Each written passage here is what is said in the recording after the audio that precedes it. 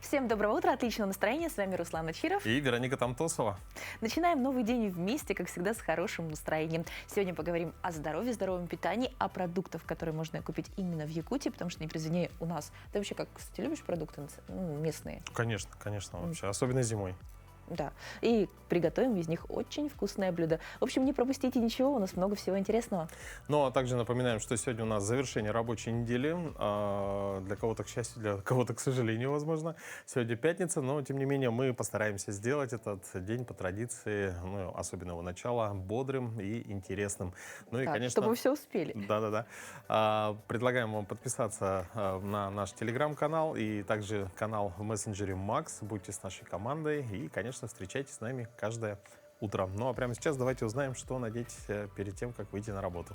Итак, в центральных районах сегодня плюс 17, плюс 6, в Заречной группе 18, 7 выше 0, в Южных плюс 16, плюс 3, в Вилюйской группе плюс 18, плюс 7, в Нижнеленских плюс 16, 0 градусов, в Западных от 17 до 6 градусов тепла, в Колымо-Индигирской группе Усов 20 и 3 градуса выше 0, в Янских от плюс 10 до минус 1, но на северо-западе пока прохладно, минус 1, минус 7 градусов. В Якутске в 6 часов утра температура составила 10 градусов тепла, атмосферное давление 747 миллиметров ртутного столба. Ветра нет с утра. Сегодня днем преимущественно без осадков. Ветер юго-восточный 3,8 метров в секунду. Температура днем плюс 18, плюс 20 градусов. Ну а прямо сейчас давайте перенесемся в локацию, где тепло не только на улице. Уличная кошка каждый день приходит обняться с продавцом в магазине.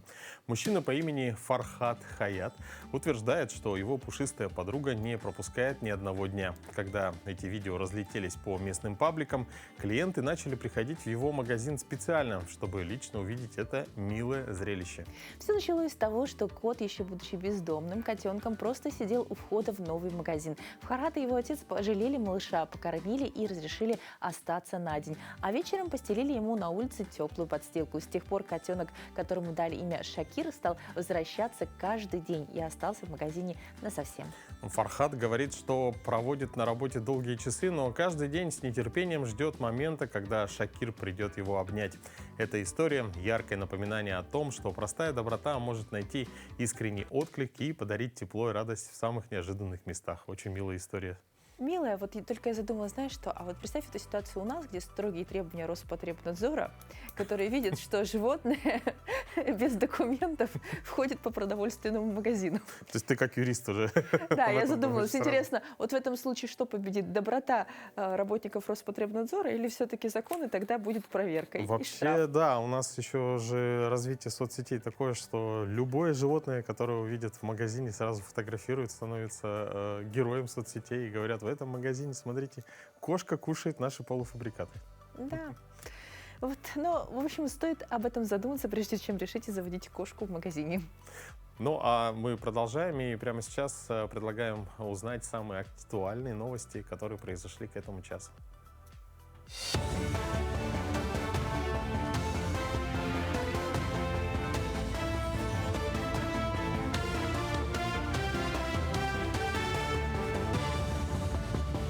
Доброе утро, Якутия. Последние новости к этому часу. Первое морское судно с 10 тысячами тонн твердого топлива отправится из порта Ванина в рабочий поселок Охотск уже 1 июня. В течение навигационного периода планируется транспортировать более 76 тысяч тонн каменного угля и около 5 тысяч тонн сырой нефти.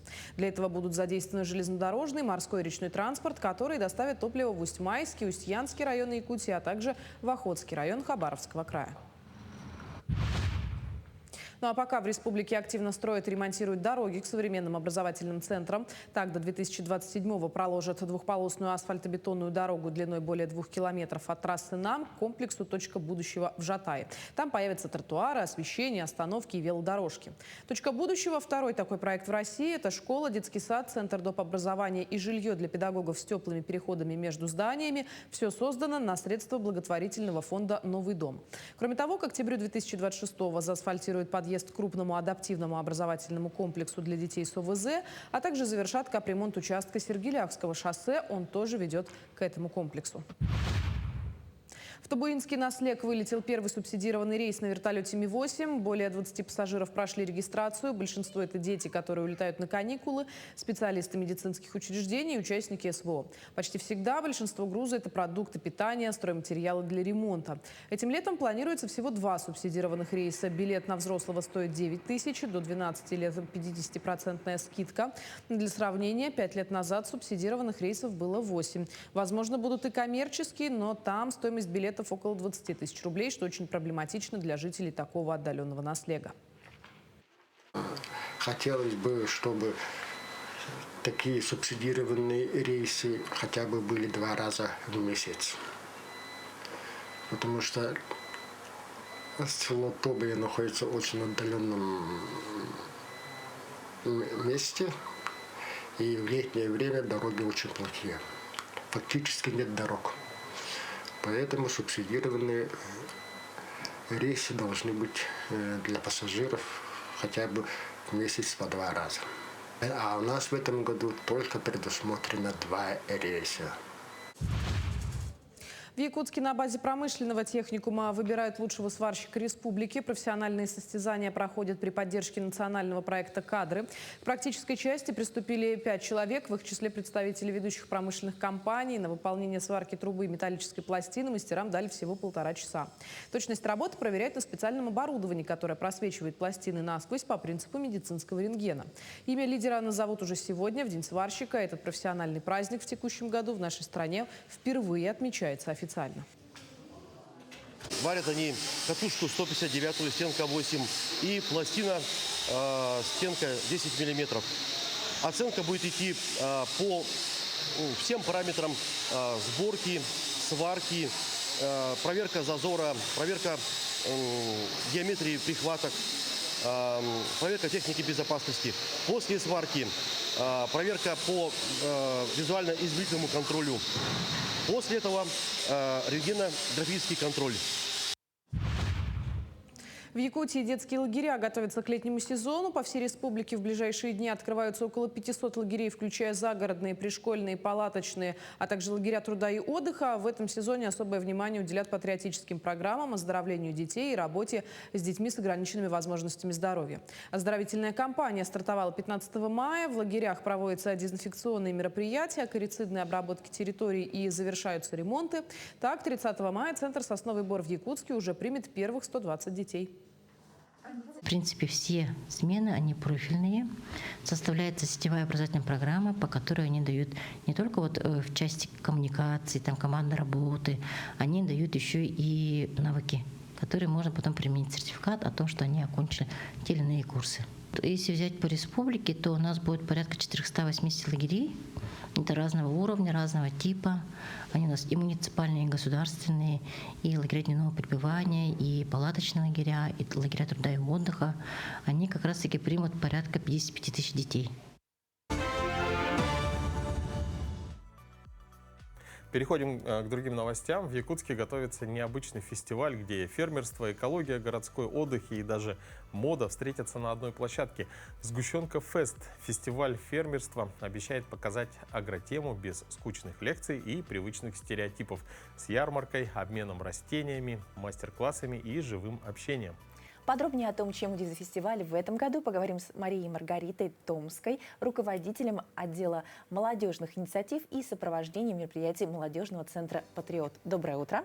Доброе утро. Доброе утро. Спасибо, что пригласили. Очень интересный фестиваль, и формат очень интересный. И на фестивале можно не только купить продукты, но и обменяться рассадой. Как это будет вообще происходить, удивительно. Да, действительно, у нас есть такая специальная зона, бартерный стол, где можно обменяться растениями в свободной форме среди участников фестиваля. И мы сейчас наблюдаем за тенденцией того, что у молодежи большой интерес, вообще в мировой интерес такой есть в повестке, да, что люди начали больше заботиться о своей окружающей среде, о том, что нас окружает, и даже это все начинается с одного растения, можно сказать, и наполняет там свое пространство личное, дома, и потом они объединяются в сообщество, проходят через хобби и организовывают там какие-то свои проекты уже. И вот как раз-таки это наглядный пример того, что вот у нашей молодежи есть такой запрос, да, организовать, поэтому «Агровектор» называется наш фестиваль завтрашний, «Сгущенка Фест» 30 мая. И вообще сам формат фестиваля, он, конечно, придуман и создан для молодежи. Называется всегда «Сгущенка Фест», проходит всегда в молодежном центре «Патриот» по молодежной политике, освещает разные темы на тему здоровья, предпринимательства, что угодно может быть, а завтра конкретно все, по что агро. интересно Да, молодежи. да.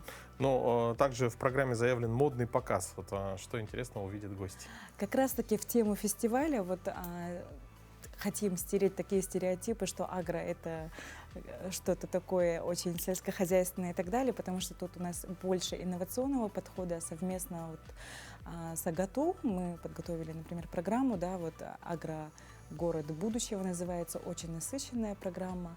Там есть и агроинжиниринг, и даже мониторинг космический. То есть чему вдохновиться у молодежи.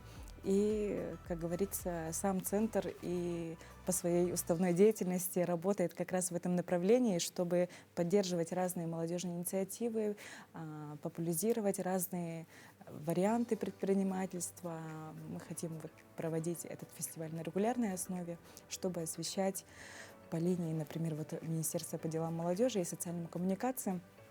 Есть такая задача, чтобы совместно с Росмолодежью, да, вот был построен, например, центр, молодежный центр, а по нацпроекту «Молодежь и дети» по инициативе президента Российской Федерации, там как раз-таки свои есть задачи, чтобы молодежь всегда была занята полезным делом, направлениями, то есть поддержка молодежных инициатив, услышать сообщество, поэтому «Сгущенка Фест» — это как раз-таки вот одна часть большой деятельности, чтобы это показать и услышать голос. Ну, чем еще удивит фестиваль и кто будет участники? То есть какого возраста, откуда? Фестиваль создан нами абсолютно для всех. Это для молодежи, для семей, для начинающих, какие-то инициативы, чтобы услышать, да, и, как говорится, это в гуще событий, чтобы выслушать, обменяться контактами, идеями и реализовывать, и, конечно же, находить поддержку у Министерства по делам молодежи. А скажите, а что чаще всего выращивают молодые люди? Вот цветы, зелень или что-то еще? Ну, сейчас вообще такая тенденция есть, что Urban Jungle, по-моему, называется сейчас у молодежи, они начинают с одного растения и там начинают заниматься и микрозеленью, какими-то своим, как это называется, локальные продукты, бренды создаются, то есть абсолютно что угодно. Я, что кстати, видел касается... такие установки, прямо в ресторанах, например, стоит такая, и там микрозелень растет. Да, На салатик нарезал и добавил. Здорово. Ну, вообще сейчас мы понимаем, что модно, видимо, заниматься там, молодежи вот, инициативами, как реализовано это в центре и как это будет отражено на фестивале, то есть именно молодежные инициативы в части агроиндустрии. Поддержка у нас есть, как раз инициатива от молодежи поступила, и мы хотим на регулярной основе после вот освещения всех этих проектов по агро, и не только по агро, открыть на базе нашего молодежного центра маркет молодых, чтобы принимать, как говорится, наших предпринимателей, и чтобы создавались новые бренды, создавались наши локальные, популяризация наших локальных продуктов, да. Ну, то есть, получается, поддержка вот, молодежных инициатив через возможность реализации. Да. Ну, это здорово. А как на фестивале уже какое-то там будет, там, не знаю, афиша, рубрика, что вот вы потом можете к нам прийти? Конечно, это всегда мы открыты к любому взаимодействию, и есть свои меры поддержки, как это реализовывать и вести их. Все это ведется.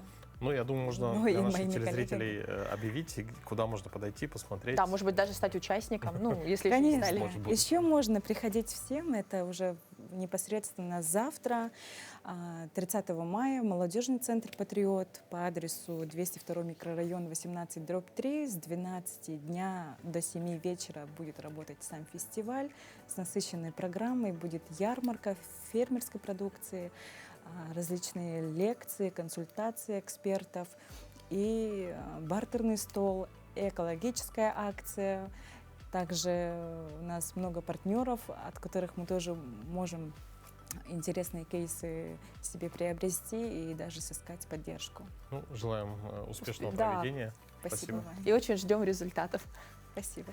Ну, только что мы с вами погрузились в атмосферу главного агрохозяйственного фестиваля этого лета. Урожай, новая техника и, конечно, фермерская продукция. Кажется, что земледелие — это всегда про сегодняшний день. Но именно от качества продуктов, которые есть сегодня, и качества вещей, которые есть сегодня на нашем столе, в нашей жизни, зависит наше здоровье и здоровье наших близких в будущем. Кстати, именно сегодня отличный повод об этом задуматься. Всемирный день здорового пищеварения. Ну а какие еще знаменательные события связаны с 29 мая, мы узнаем в нашей постоянной рубрике.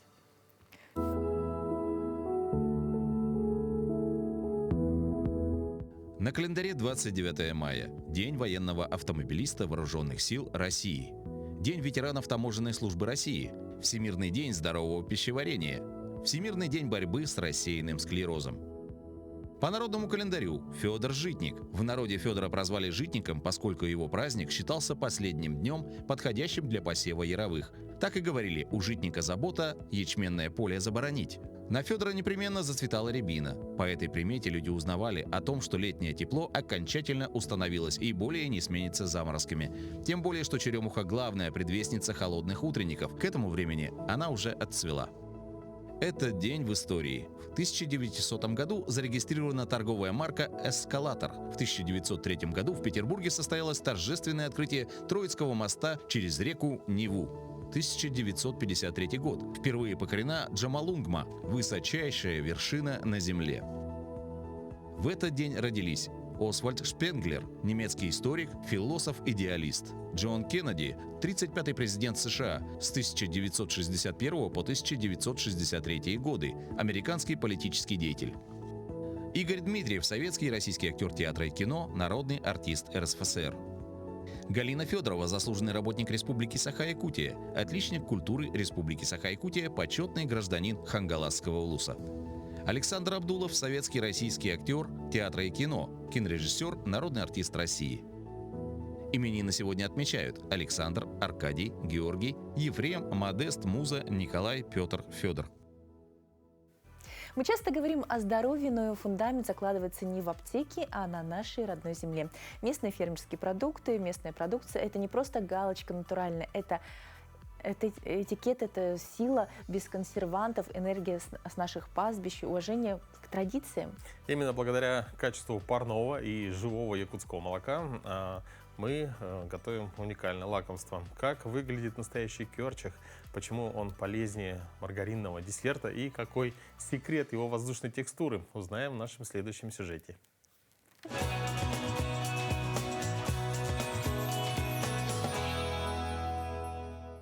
Сегодня мы будем готовить традиционное якутское блюдо. Оно является обрядовым, праздничным или для дорогих гостей. Готовят его преимущественно летом, потому что для него нужны свежие сливки. И украшают его обычно ягодами. То есть получается такое блюдо, которое всегда ассоциируется у якутов с летом, солнцем. Называется оно кёрчах. Для того, чтобы его сделать, вам понадобится, кроме сливок, обязательно вот такая мутовка, ни в коем случае не миксер. Эта мутовка называется ытык. Вот. Видите, она сама как солнышко. Поэтому давайте начнем. Сливки берем от 25% и выше жирности. Если у вас будут очень жирные сливки, вам необходимо будет их разбавить немножко молоком. То есть 45%, соответственно, туда уже нужно будет носить молоко, иначе вы можете перебить, получить вместо кёрчаха масло. Вот. Мутовочкой взбиваем сливки до образования пиков белых, как говорят в кулинарии. Да, это будут взбитые сливки, это и есть кёрчах. Любимое якутами лакомство кёрчах, оно смотрите, требует взбивания до такого состояния. Вот эти пики острые, да, они находятся в агрегатном состоянии всего примерно 20 минут, да, потом пена начнет спадать.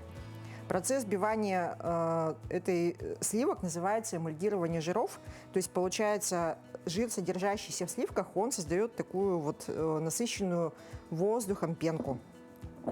Раньше якуты могли есть кёрчик без добавления ягод, без добавления сахара, да, но мы с вами хотим сделать это блюдо более красивым. Добавим сюда свежемороженую бруснику. Вкуснее всего, конечно, это блюдо с земляникой, с голубикой, да, с более такими сладкими ягодами, да. Поскольку брусника очень кисленькая, мы немножко смешаем наш кёрчик с сахаром. Мутовочку раньше все бабушки отдавали самому любимому внуку. Тот, кто получал мутовочку, получал бабушкино благословение и любовь. Наш кёрчик готов. Подавать его нужно на стол вместе с лепешками, с хлебом, ну или есть отдельно. Вообще, смотрите, получается, вот эта взбитая пена, да, в замороженном состоянии великолепно хранится. То есть, если вы вынесете на улицу и дадите постоять минут 20, у вас получится замечательное мороженое домашнего производства. И якуты в 20 веке придумали этому блюду, отдельному замороженному, название мартышки. Почему? Я не знаю. Но это все равно очень вкусно. Вам приятного аппетита! Ну, очень вкусно, правда? Но вот просыпаться и сразу бежать к холодильнику – главная ошибка многих. Ученые говорят, пока организм не проснулся, толку от завтрака будет мало. Как разбудить внутренние системы по-настоящему? Конечно, хорошей утренней зарядкой. Включаем движение, готовим тело к завтраку.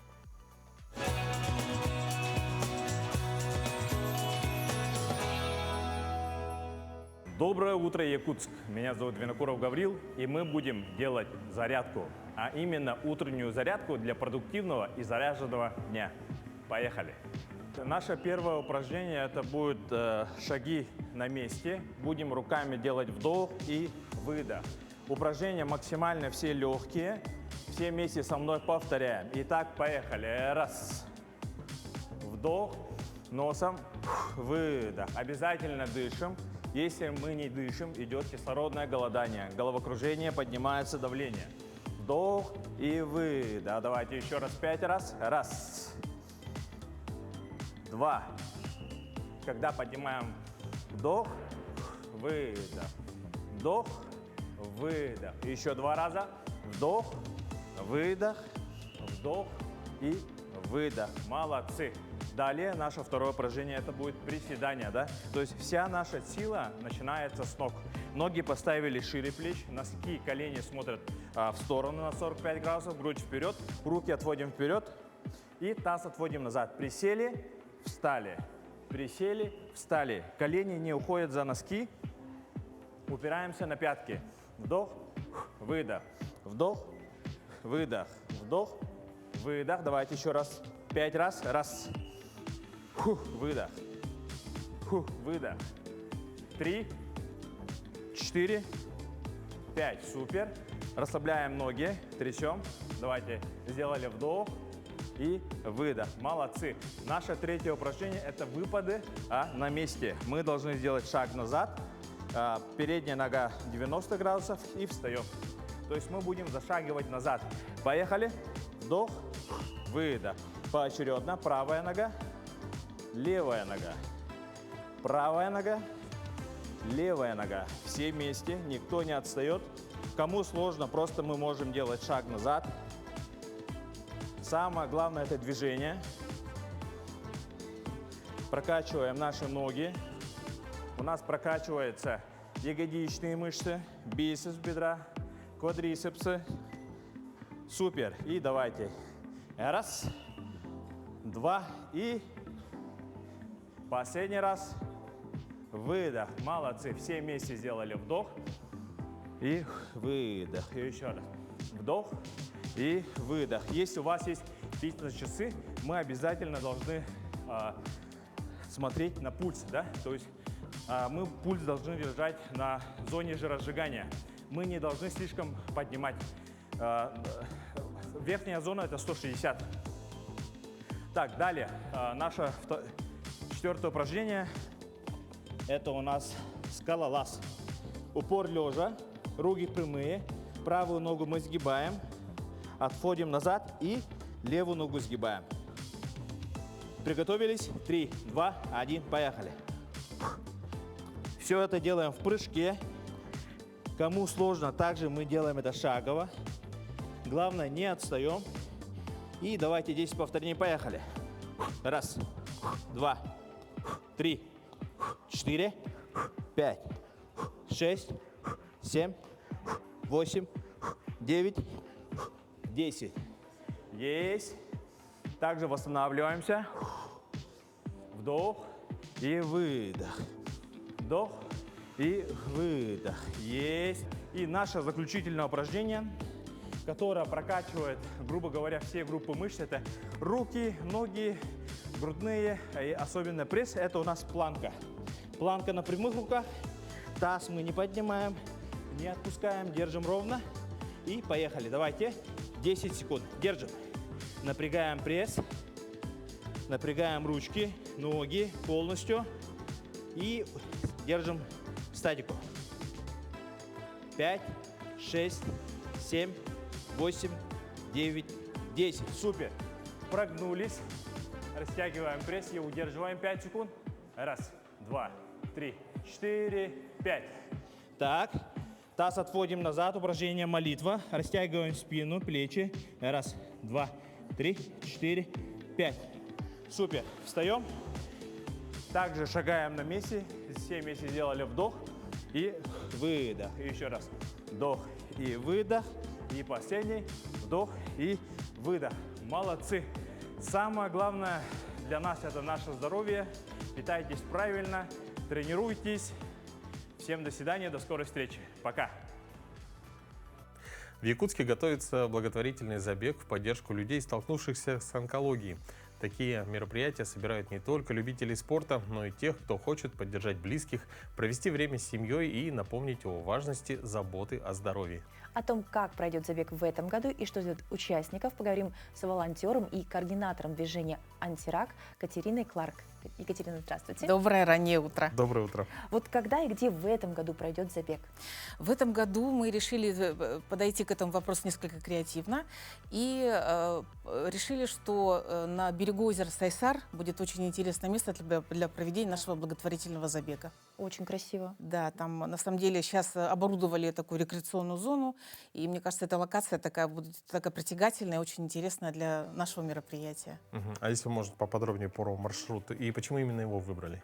Ну вот я говорю, как я говорю, что вот сейчас она уже благоустроенная, и в принципе у нас получается, что дистанция, одна из дистанций это будет один круг вокруг озера Сайсар, это 3 километра, вот, и 10 километров это 3 круга делают бегуны.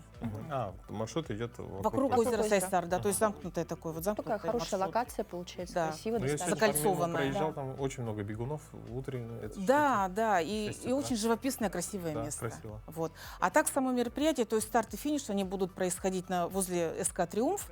Там есть оборудованная тоже современная спортивная площадка, и там у нас, в общем-то, и сцена, и все действие будет происходить там.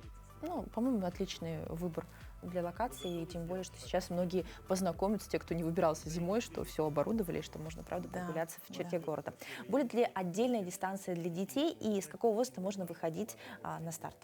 Для детей у нас дистанция, да, есть. Это будет для детей в возрасте от 7 до 13 лет. Это 2 будет круга вокруг СК «Триумф». Это 900 метров. Это для детей. Ну и, конечно же, взрослые уже могут принять участие на дистанции 3 километра и 10 километров. Помимо этого у нас будет марш онкопациентов и всех людей, которые придут и поддержат нас. Это 450 метров, один круг вокруг СК «Триумф». То есть, значит, сами пациенты, да, с членами семьи, друзья, все, кто хочет просто пройтись, не готов бежать, допустим, 3 километра, они могут присоединиться к нам на марш. Отлично. Но Онкаран проводится не в первый год, да? А сколько человек обычно выходит на старт? В первый раз мы проводили онкозабег в прошлом году, и у нас было 500 слотов. В этом году мы замахнулись, немножечко так для себя поставили такой вызов, и, значит, нынче у нас запланировано 700 слотов. То есть 700 участников, 700 бегунов. Есть ли какие-то ограничения по времени забега, то есть прохождения именно дистанции? Нет, нету. То есть каждый в своем ритме, в своем состоянии, значит, насколько комфортно он себя чувствует, он может преодолевать это расстояние. То есть 3 километра или 10 километров. У каждого спортсмена будет предусмотрен хронометраж. То есть будут вставлены чипы в стартовые номера, и человек, который будет преодолевать свою дистанцию, он будет знать, за какое время он преодолел там, 1 круг вокруг озера или 3 круга. Ну, то есть уже по желанию бегуна, соответственно, хочет, бежит во всю скорость. Да, там, хочет... конечно, да. Потому что на самом деле наше мероприятие это больше, чем спорт. Вот. Конечно, спортсмены, они могут прийти и действительно там пробежать, там как-то, да, свое мастерство показать, да, но это больше еще про благотворительность, потому что вырученные средства от онкозабега, они пойдут в помощь онкопациентам и будут направлены пациентскому движению «Антирак», вот, которое занимается непосредственно социально-психологической поддержкой онкопациентов. Ну, конечно. А будут ли памятные медали или какая-либо символика для участников? Ну, не без этого, конечно, потому что мы знаем, что сейчас столько забегов, и, конечно же, медаль финишера, она у нас предусмотрена, то есть каждый участник нашего забега, он получит шикарную, красивую медаль, такую символическую. И плюс мы предусмотрели спортивные такие бутылочки для воды. То есть они тоже будут с фирменной символикой и очень практичные. Мы думаем, что они всегда нужны. Они всегда нужны. теряются. Да, всегда нужны. Ну, кстати, в последнее время вот, действительно забегов очень много. Всегда вот, ну, следишь в соцсетях, да, допустим, все выкладывают стартер-пак, по-моему, называется. Да, то есть стартовый набор. в этом году, по-моему, что-то было такое, что чай, да, вот такой небольшой скандал был, вот, допустим, ну, был, по-моему, забег, и давали чай, причем кому-то даже не давали. В общем, такие моменты тоже бывают. Наверное, так. Но у нас на самом деле, я считаю, что забегов, конечно, много проводится, но наш забег, он уникален, потому что это не только, как я сказала, это не только про спорт, это про благотворительность, это про доброту, это про милосердие. И помимо этого, конечно же, целью забега является это пропаганда здорового образа жизни и профилактики, да, онкологических заболеваний. И с этой целью у нас вот партнер нашего забега, один из организаторов, то есть мы являемся организатором, плюс Якутский онкологический диспансер, они организуют такую очень интересную форму профилактики. Это онкопоиск. Это такая диагностическая платформа, где участники забега, то есть те, кто зарегистрировался, у них будет возможность пройти анкетирование по программе «Онкопоиск» по одному из видов рака. И, соответственно, то есть, ну, проверить свое здоровье. И, как говорится, если по результатам вот этого опроса потребуются какие-то дополнительные обследования, они могут совершенно бесплатно по ОМС пройти дальнейшие диагностические какие-то процедуры. Да, подтверждаем. Наверное, вот в таком ракурсе это очень вообще полезно. Да, и да. Таким образом, вот как раз это будет ранняя диагностика, раннее выявление, да, заболеваний, профилактика. Вот это, я считаю, что одна из таких очень привлекательных таких фишечек, да, нашего мероприятия. Это вообще здорово. Мероприятие потому что комплексно подходит и да, детям, и взрослым, и потому для что себя. все заняты, все мы работаем, да, всем нам некогда. А тут непосредственно прямо на месте, на территории вот самого забега, да, вот будет у нас специальный такой шатер, где можно будет пройти анкетирование и как бы проверить, обследовать себя. Давайте еще раз, где зарегистрироваться? Как можно Зарегистрироваться, конечно же, у нас есть сайт onkaran-ekt.ru. Регистрация у нас идет до 1 июня, поэтому, дорогие друзья, пожалуйста, уже поторопитесь, осталось всего 3 дня. Да, регистрация идет, и, пожалуйста, мы приглашаем всех на 6 июня. Будет очень веселая, хорошая атмосфера добра, будет очень хорошие музыкальные номера, будет шикарная лотерея с ценными призами, сертификатами наших партнеров, поэтому всех приглашаем на наш праздник. Спасибо. Спасибо большое. Спасибо вам. Ну, обычно мы идем в музей за живописью или скульптурой, но организаторы новой выставки ДНК клинка доказывают, работа кузнеца и гравера – это высокое искусство. Здесь собраны работы мастеров, которые вложили в свои творения не только металл, но и семейные коды, секреты ремесла и душу.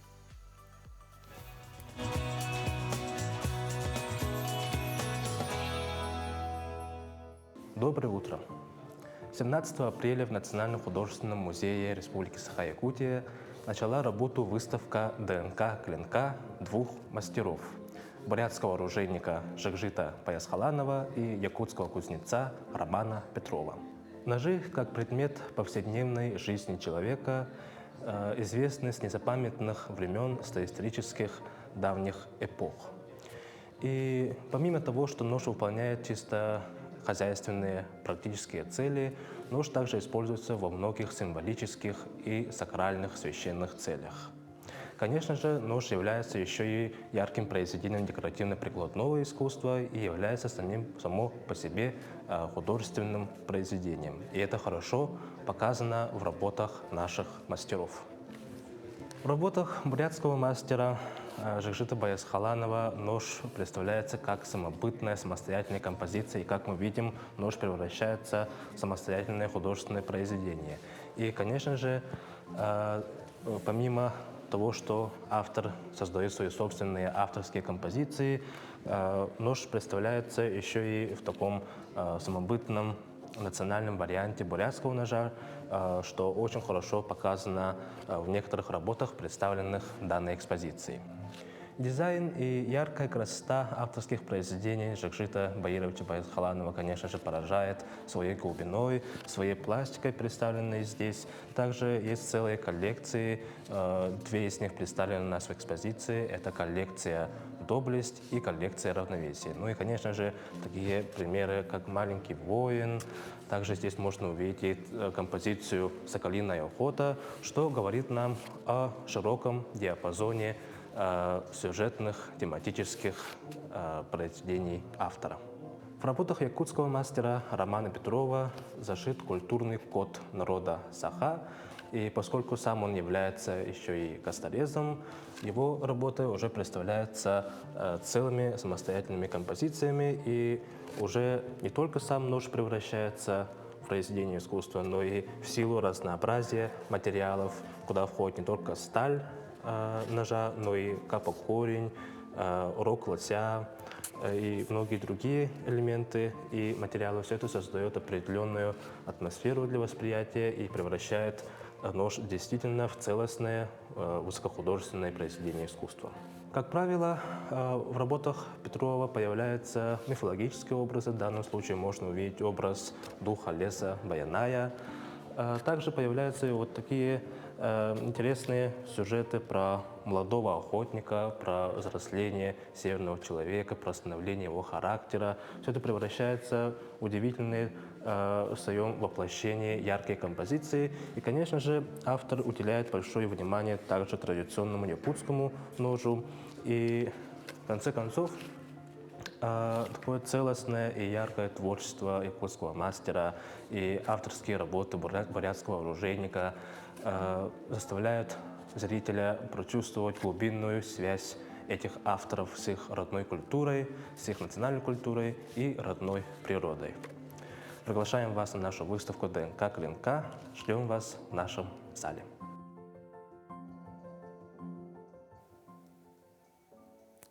Но музей — это не просто хранилище древности, это живой организм.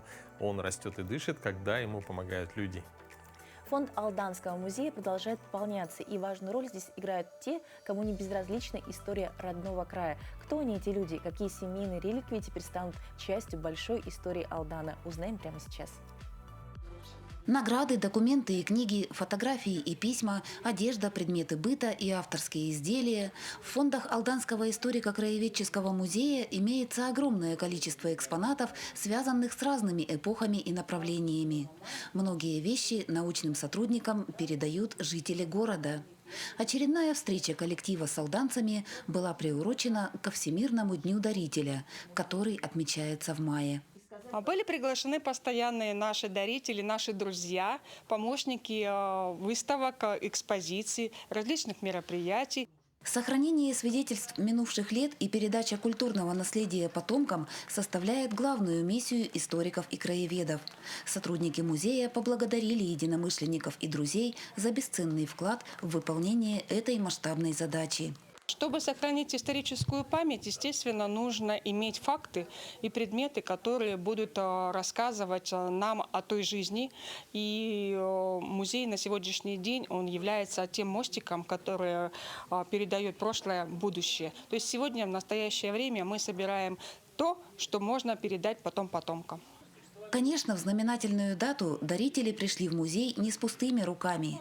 Члены Алданского клуба коллекционеров в этот день пополнили музейный книжный фонд настоящим раритетом. Произведение Зинаиды Рихтер «Золотой Алдан» повествует о том, как начиналось становление города. 100 лет назад автор приезжала в поселок Незаметный, который тогда только появился на Золотоносном ручье.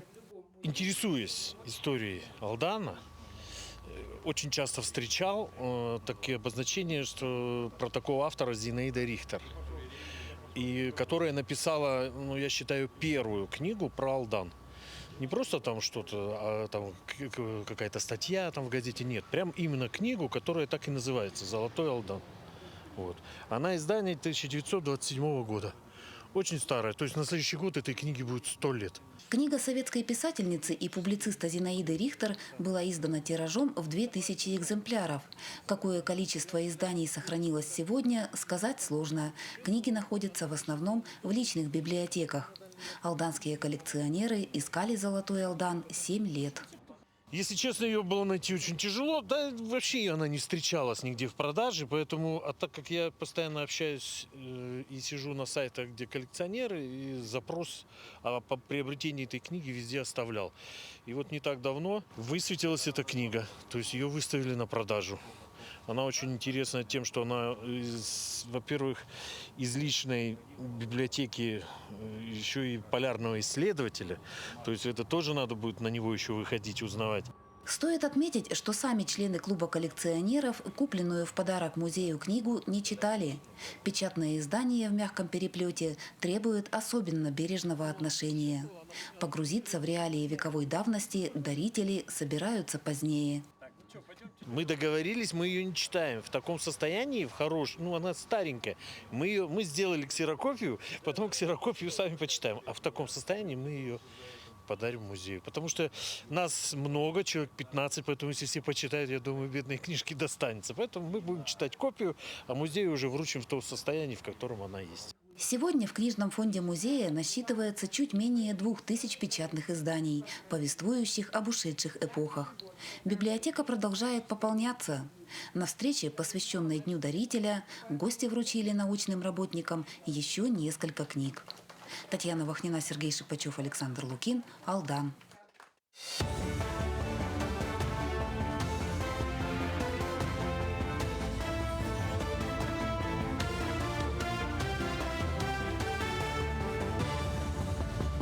Продолжаем освещать самые заметные события. Доброе утро. Средний размер пенсии женщин в России за год вырос почти на 2000 рублей. По последним имеющимся данным он составляет 25 204 рубля. Для сравнения, год назад средняя пенсия женщин по данным соцфонда составляла 23 249 рублей. Всего же в России насчитывается почти 27 миллионов женщин-пенсионеров, и за год их количество практически не изменилось. С начала этого года мобильные бригады врачей совершили 32 выезда в 19 отдаленных районов Якутии, осмотрели почти 16 тысяч человек. Среди них более 5 тысяч детей, почти 5 тысяч представителей коренных малочисленных народов Севера. Врачи разных специальностей, педиатры, стоматологи, психонаркологи и другие специалисты побывали в десятках районов. Сейчас бригады продолжают работу в Верхоянском, Среднеколымском, Булунском, Анабарском и Верхневилюйском улусах. Ужулунская средняя общеобразовательная школа Чурапчинского района ежегодно успешно участвует в различных грантовых конкурсах как республиканского, так и федерального уровней. Так, в прошлом году НКО ЭйГе Ужулунской школы получил грант главы республики на проект «Диалог поколений ВПК Альфа». На днях состоялось открытие полигона, созданного по проекту. Общая сумма составляет более 2 миллионов рублей. Наша организация, то есть общественная организация ЭйГе Ужулунского наследия, получил и идет торжественное открытие именно 4-го проекта, то есть 4-й грант. Я так рада за нашу команду, за наше население, за наших ребят. Мы приобрели и установили с нашей командой именно тропа препятствий, приобрели кадетскую форму. В Усть-Алданском улусе ярмарка, приуроченная ко Дню российского предпринимательства, собрала предприимчивых людей. На центральной площади села Барагонцы на продажу выставили якутские украшения, керамические изделия из глины, рассаду цветов, клубники, овощей. Как отметили организаторы ярмарки, с наступлением огородных будней население в основном покупает рассаду. Сегодня на нашей центральной площади Вот собрались на ярмарку. День как раз-таки выдался очень хороший. Это у нас традиционная ярмарка, каждый год, ежегодно проводится. И вот с каждым годом участников становится все больше. В эти выходные в Якутске пройдут республиканские соревнования по художественной гимнастике «Юные таланты Арктики». По значимости они уступают только зимнему чемпионату республики. В турнире примут участие около 200 гимнасток. Они будут соревноваться в индивидуальной программе и групповых упражнениях в категориях сеньоров, юниоров, а также по разрядам от юношеского до мастера спорта. Соревнования пройдут в зале гимнастики Дюсша номер 9. По итогам турнира сформируют сборную как для индивидуального первенства, так и для групповых упражнений. На этом все. Эфир телеканала продолжит программа «Утро Якутии». Оставайтесь с нами. Сегодня стартует международный фестиваль кино «Хату-Илин». В течение 3 дней наш город станет точкой притяжения молодых режиссеров из 5 стран, от Кыргызстана до Армении. О том, почему Арктика сегодня нуждается в новом кинематографе, языке, какие истории снимают студенты. Именно мы поговорим с гостем нашей студии. У нас в гостях Сардана Савина, доцент кафедры народной художественной культуры, кинопродюсер и организатор этого фестиваля. Доброе утро. Доброе утро. Доброе утро. Вот какие дни и где будет проходить фестиваль? Это, наверное, главный вопрос, который возникает у всех, потому что это очень интересно. Доброе утро. Значит, фестиваль у нас начинается буквально сегодня, с 10 утра. Даже так вот, с 10 утра начинаются показы. Все будет проходить по адресу Орджоникидзе 3Г. Это корпус учебный нашего университета арктического. И вот буквально сегодня до воскресенья у нас будет очень большая насыщенная программа, включающая как показы, так и лекции, концерты. То есть максимальная творческая атмосфера для молодых ребят. Потому что фокус этого фестиваля – это студенческие и дебютные короткометражные фильмы. Ну, то есть все то, что мы еще точно не видели. Да. Но заявочная кампания собрала проекты из Якутии, Узбекистана, Казахстана, Кыргызстана и Армении. Что общего в кино с севера и востока? Ну, мы когда заявляли нашу заявочную кампанию, задача была такая. По названию фестиваля видно, что мы ориентируемся на северо-восток. Хату-Илин – это якутский перевод этого определения.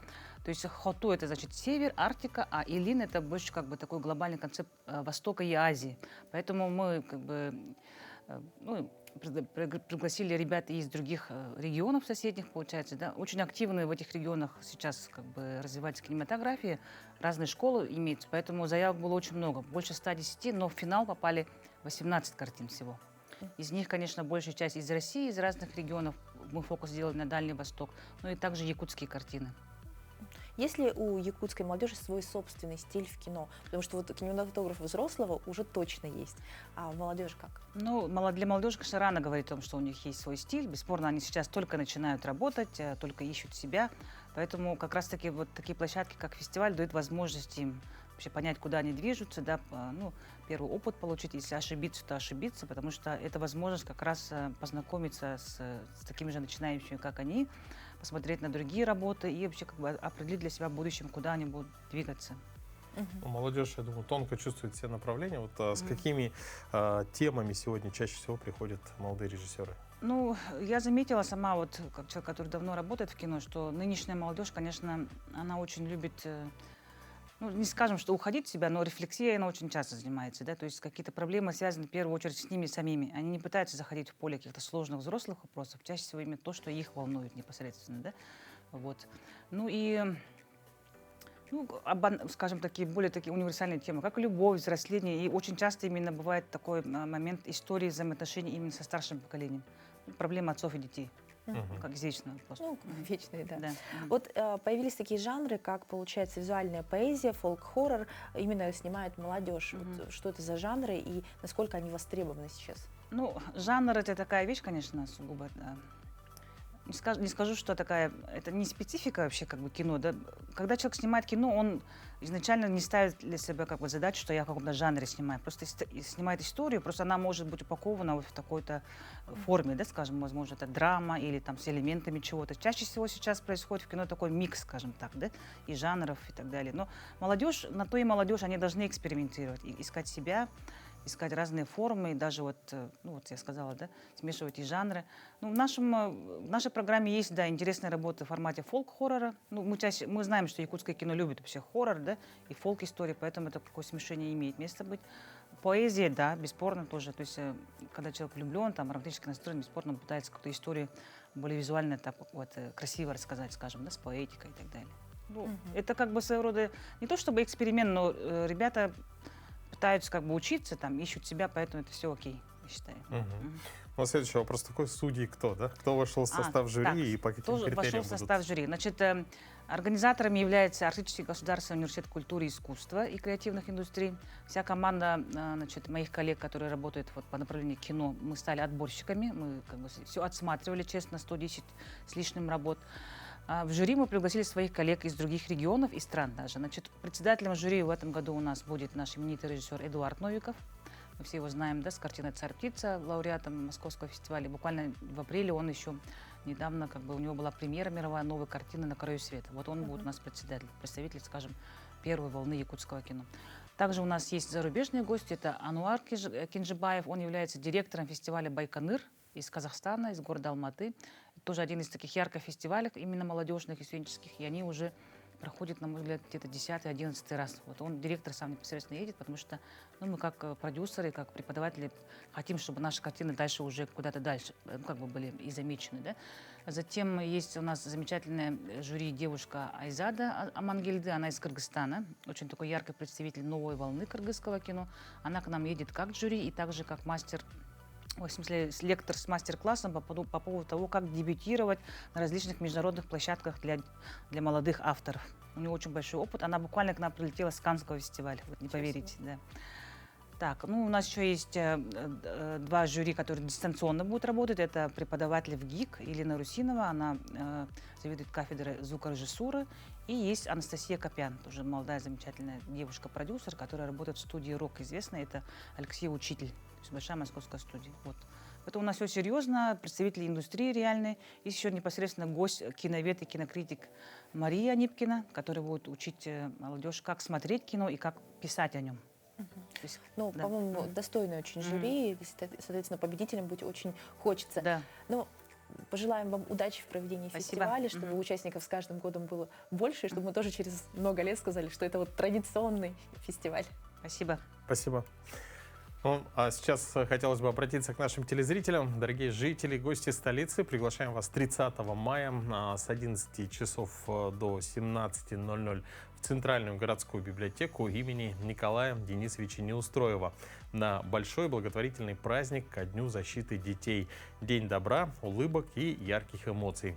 В программе вас будет ждать выступление известного якутского иллюзиониста и фокусника Джилустана Павлова, музыкальные номера от юных артистов, творческие мастер-классы, гаражная распродажа, прием книг на ремонт, игры, конкурсы и активности для детей, а также для взрослых. И самое главное, все собранные средства пойдут на приобретение якутских настольных игр для учеников специальной коррекционной общеобразовательной школы номер 22 города Якутска. Приходите всей семьей, берите с собой друзей, хорошее настроение и улыбки. Давайте вместе подарим детям тепло, заботу, еще один повод поверить в добро. Ведь даже маленькое доброе дело делает мир ярче. Да, напомним, что это мероприятие пройдет 30 мая с 11 до 17:00 в Центральной городской библиотеке. Ну, на этой замечательной ноте мы хотим... С вами прощаемся, желаем хороших выходных. Ну а в завершении сегодняшнего эфира мы, конечно, исполним песню вместе с нашей участницей прекрасного конкурса «Прекрасное далеко». Исполнит эту песню Саяна Заболоцкая, участница проекта «Вот это да, дети».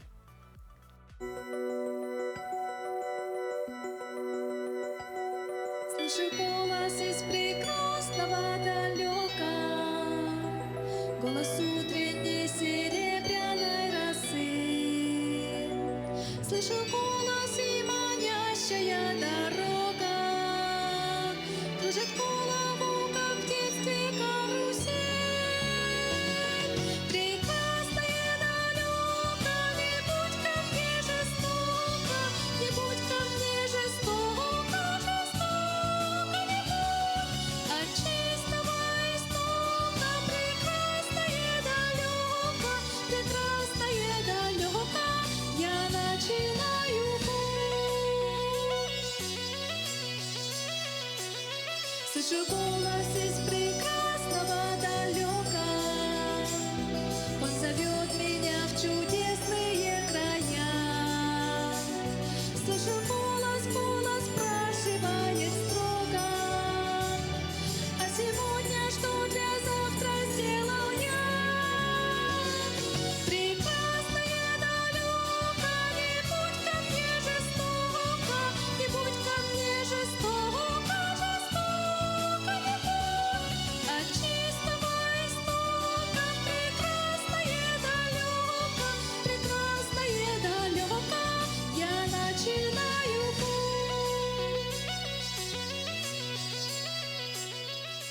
потому что стану чище и добрее.